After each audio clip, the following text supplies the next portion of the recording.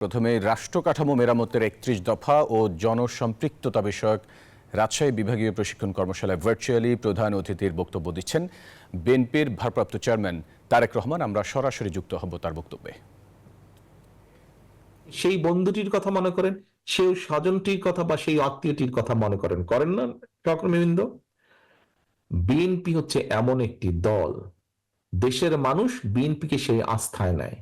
কিন্তু সহকর্মীবৃন্দ, এখানে একটি বড় কিন্তু আছে, বিশাল বড় একটি কিন্তু আছে। আপনাকে কিন্তু সেই মর্যাদা বিশ্বাস আপনি অর্জন করেছেন একটি পর্যায়ে। আজকের পর থেকে সামনের দিনগুলোতে এই যে জনগণের আস্থা, এই যে জনগণের বিশ্বাস আপনার প্রতি, এটাকে তো আপনার সবচেয়ে বড় দায়িত্ব হচ্ছে ধরে রাখতে হবে। এটিকে তো, এই আস্থা বিশ্বাসকে তো ধরে রাখার দায়িত্ব জনগণের না, ধরে রাখার দায়িত্ব আপনার। ধরে রাখার দায়িত্ব কিন্তু আপনার। এখানে উপস্থিত প্রত্যেকটা মানুষের, আমি থেকে শুরু করে আমরা উপস্থিত প্রতিটা মানুষের দায়িত্ব হচ্ছে জনগণ যে আপনার প্রতি আস্থা রেখেছে, জনগণ যে আপনার প্রতি বিশ্বাস রেখেছে, আপনার চলনে বলনে কথাবার্তায় উঠা বসায় কাজে কর্মে প্রত্যেকটি ক্ষেত্রে আপনাকে সেই আস্থা ধরে রাখতে হবে। আপনার কাঁধের উপরে কিন্তু বিরাট একটা দায়িত্ব। আপনার শুধু সন্তান পরিবার পরিজনের দায়িত্ব আপনার উপরে না, আপনার সন্তান পরিবার পরিজনের দায়িত্বতে আপনি যখন পরিবারের সদস্য সেই হিসাবে, কিন্তু আজ আপনি এখানে উপস্থিত হয়েছেন বিএনপির একজন সদস্য হিসাবে, এবং বিএনপির সদস্য হিসাবে কিন্তু আপনার এই কাঁধের উপরে কিন্তু জনগণ আস্থা রেখেছে। কাজেই এই কাঁধ কিন্তু আপনি সরিয়ে দিতে পারবেন না। এই কাঁধ আপনাকে শক্তভাবে তৈরি ধরে রাখতে হবে, এই কাঁধকে শক্তিশালী করতে হবে। কাজেই সহকর্মীবৃন্দ, আপনার কাছে, আপনাদের প্রত্যেকটা মানুষের কাছে, আপনাদের কাছে আমার বিনীত অনুরোধ, এবং আপনাদের মাধ্যমে আপনাদের অধীনস্থ বা যারা এখানে আসতে পারেনি তাদের প্রত্যেকটি নেতাকর্মীর কাছে আমার বিনীত অনুরোধ।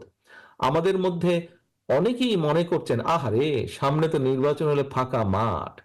দয়া করে এই ভুলটা করবেন না, দয়া করে এই ভুলটা করবেন না। যারা ভাবছেন যে সামনে তো ফাঁকা, বিশ্বাস করুন, সামনে একটি অসম্ভব শক্তিশালী অদৃশ্য দেওয়াল আপনার জন্য অপেক্ষা করছে, যেটি ভেদ করে যেতে খুব কষ্ট হবে। কাজে কেয়ারফুল, এখন থেকে সাবধান হতে হবে।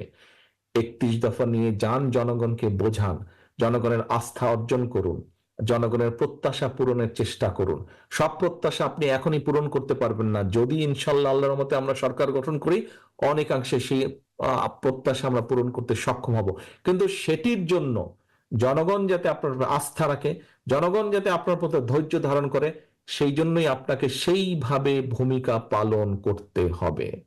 সহকর্মীবৃন্দ, আমি জানি আপনারা সকাল 10টা থেকে এখন পর্যন্ত এখানে বসে আছেন, লম্বা সময় বসে আছেন, অনেক বক্তব্য শুনেছেন, খুব বেশি ধৈর্য থাকছে না এখন এই সন্ধ্যা সময় এসে, ধৈর্য রাখা কঠিন হচ্ছে।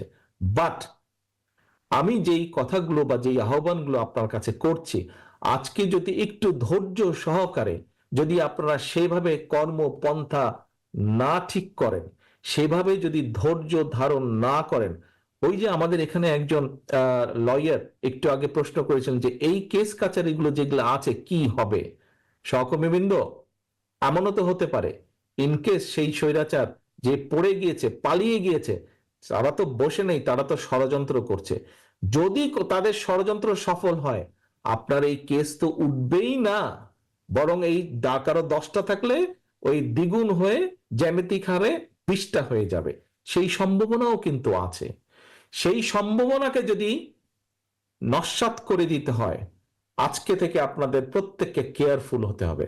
আজকে থেকে আপনাদের টার্গেট একটাই হতে হবে, জনগণ, জনগণ এন্ড জনগণ। Public interest, public interest and public interest. এর বাইরে যদি আপনি একটু কিছু চিন্তা করেন, প্রিয় সহকর্মীবৃন্দ, ওই ষড়যন্ত্রে পতিত যে স্বৈরাচার, তারা সফল হবে। তারা সফল হলে আমার এই লয়ার সহকর্মীর বক্তব্য অনুযায়ী কেস উঠবে না আপনাদের, বরং মাথার উপর আরো কেস চেপে বসবে, আরো 10টি চেপে বসবে, 20টি চেপে বসবে।